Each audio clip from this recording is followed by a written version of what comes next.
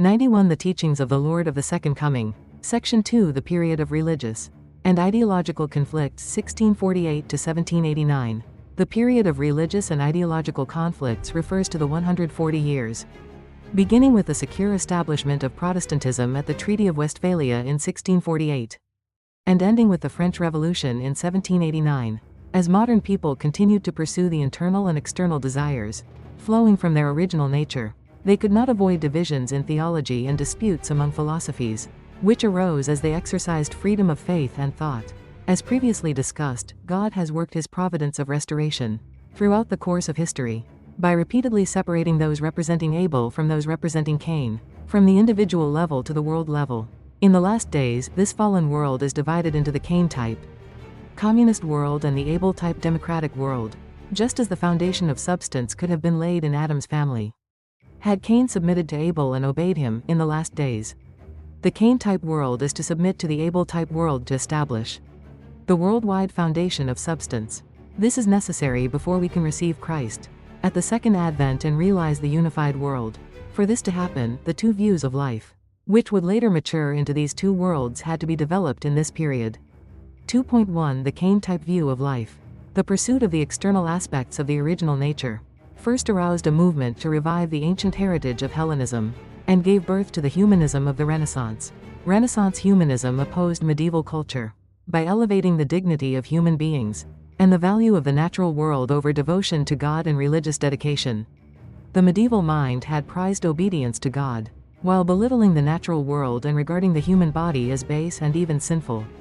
The Renaissance established a new perspective on life, one which exalted the value of human beings and nature, and sought to understand them through reason and experience, logic and experiment. Spurred by the progress of natural science, this view of life gave rise to two major schools of modern philosophy: rationalism, based on the deductive method, and empiricism, based on the inductive method. Rationalism, founded by the French philosopher René Descartes, 1596 to 1650, maintained that the investigation of truth can be founded only on man's innate reason. After doubting every truth received from history and tradition, Descartes was left with only his reason, as expressed in the proposition, "I think therefore, I am." From this first principle, he used the deductive method to affirm knowledge about the external world. Although Descartes accepted and even tried to prove the existence of God based on reason, later, rationalists ended up doubting or even denying God's existence. The English philosopher Francis Bacon, 1561 to 1626, founded empiricism, which held that truth can be investigated only through one's experience. This school asserted that the human mind is like a blank sheet of paper, tabula rasa. It held that to attain new knowledge, one must erase all prejudices and try to comprehend the truth through experience and observation of the external world. Rationalism, which valued human reason while turning away from God, and empiricism, which prized human experience and experimental science, both did away with mysticism and superstition. Whether by using reason or empirical observation to guide human life, they both tended to divorce human beings and the natural world from God. The Renaissance launched these two currents of thought, which were rooted in humanism. Instead of facilitating the internal inclination to seek God, it gave birth to a view of life which encouraged people to follow only external pursuits. This blocked their path to God and led them toward Satan's realm. For this reason, it is called the Cain-type view of life. By the turn of the 18th century, the Cain-type view of life had broken down the verities enshrined by history and tradition. All matters in human life came to be judged by reason or empirical observation. Anything deemed irrational or otherworldly, including belief in the God of the Bible, was thoroughly discredited. People's energies were narrowly directed toward the practical life. Such was the ideology of the Enlightenment, which developed out of the two trends of empiricism and rationalism. The Enlightenment was the driving force behind the French Revolution. Representative of this Cain-type view of life was deism, founded by the English philosopher Edward Herbert, 1583 to 1648. Deism propounded a theology rooted entirely in human reason. Deists rejected the notion that there could be any harmony between revelation and reason, a traditional view held since the time of Thomas Aquinas. They limited God to a creator who set the universe in motion and left it to run of its own accord, according to the laws of nature which he had set up. They denied that people had any need of divine revelation or miracles.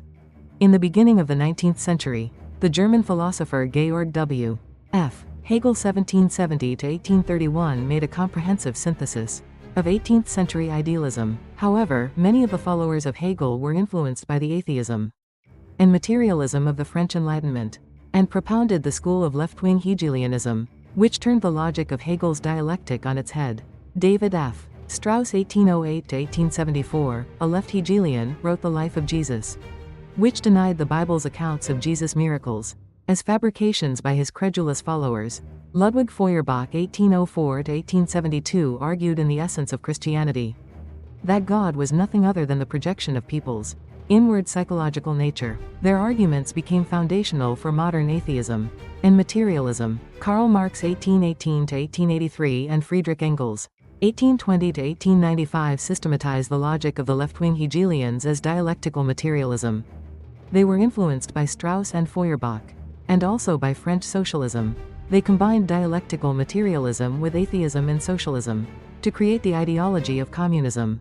In this way, the Cain-type view of life, which budded after the Renaissance and grew through the Enlightenment into atheism and materialism, matured into the godless ideology of Marxism, which became the cornerstone of the communist world of today.